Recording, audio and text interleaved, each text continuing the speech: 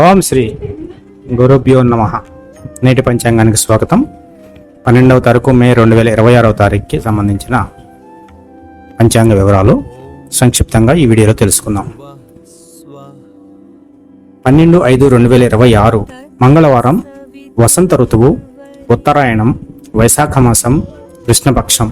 ఈరోజు తిథి కృష్ణపక్ష ఏకాదశి మధ్యాహ్నం 12:44 వరకు ఉంది. ఆ తర్వాత ద్వాదశి.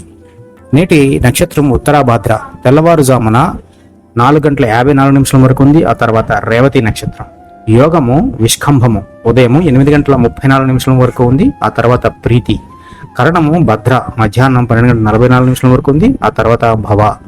ఈరోజు సూర్యోదయము ఉదయం 5:40 సూర్యాస్తమయం సాయంత్రం 6:29 చంద్రోదయం తెల్లవారుజామున 2:49 చంద్రాస్తమయం మధ్యాహ్నం 2:52. ఇక నేటి శుభ అశుభ సమయాలు. బ్రహ్మముహూర్తం ఉదయం 4:04 నుండి 4:52 వరకు ఉంది. అభిజిత్ ముహూర్తం ఉదయం 11:40 నుండి మధ్యాహ్నం 12:31 వరకు ఉంది. అమృతకాలం సాయంత్రం 5:41 నుండి 7:17 వరకు ఉంది. నేటి విజయ ముహూర్తం మధ్యాహ్నం 2:12 నుండి 3:04 వరకు ఉంది. రాహుకాలం మధ్యాహ్నం 3:17 నుండి 4:53 వరకు. యమగండం ఉదయం 8:52 నుండి 10:28 వరకు ఉంది. ఉలికాకాలం మధ్యాహ్నం 12:05 నుండి 1:41 వరకు ఉంది. దుర్ముహూర్తం ఉదయం 8:14 నుండి 9:05 వరకు. రాత్రి 11 గంటల నుండి 11:47 వరకు ఉంది. వర్జ్యం ఉదయం 8:08 నుండి 9:44 వరకు ఉంది. ఈరోజు చంద్రమానం ప్రకారం మీనరాశి. నేడు చంద్రబలం ఏ రాశులకు ఉన్నాయంటే వృషభం, మిథునం, కన్య, తుల, ధనస్సు, కుంభం వారికి చంద్రబలం అత్యధికంగా ఉంది. ఇక తారాబలం అశ్విని, కృతిక, మృగశిర, పునర్వసు, అశ్లేష, మఖ, ఉత్తర ఫల్గుని, చిత్త, విశాఖ, జ్యేష్ఠ, మూల, ఉత్తరాషాఢ, ధనిష్ట, పూర్వభద్ర, రేవతి నక్షత్రం వాళ్ళకి తారాబలం చక్కగా ఉంది.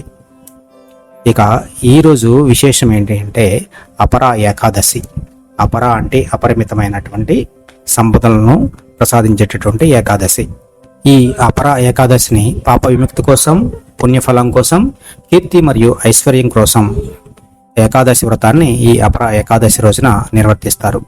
ఈ ఏకాదశి వ్రతంలో ముఖ్య ఘట్టాలు ఏమిటి అంటే ఉపవాసము, శ్రీ మహావిష్ణువు పూజ, మంత్రపఠనము, జాగరణము, ద్వాదశి పారాయణము మరుసటి రోజున చేసేటటువంటిది, తర్వాత దానాలు.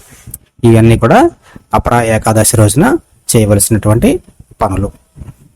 ఈ పంచాంగంలో చెప్పబడిన వివరాలని కూడా ప్రదేశాన్ని బట్టి స్వల్ప మార్పులు ఉండవచ్చు. మీ ప్రదేశానికి సంబంధించిన ఖచ్చితమైన పంచాంగ వివరాల కోసం దగ్గరలోని పండితులను సంప్రదించగలరు. ఈ వీడియోపై మీ అభిప్రాయాలు తప్పకుండా తెలియజేయండి, లైక్ చేయండి, షేర్ చేయండి. ఓం శ్రీ గురుభ్యో నమః.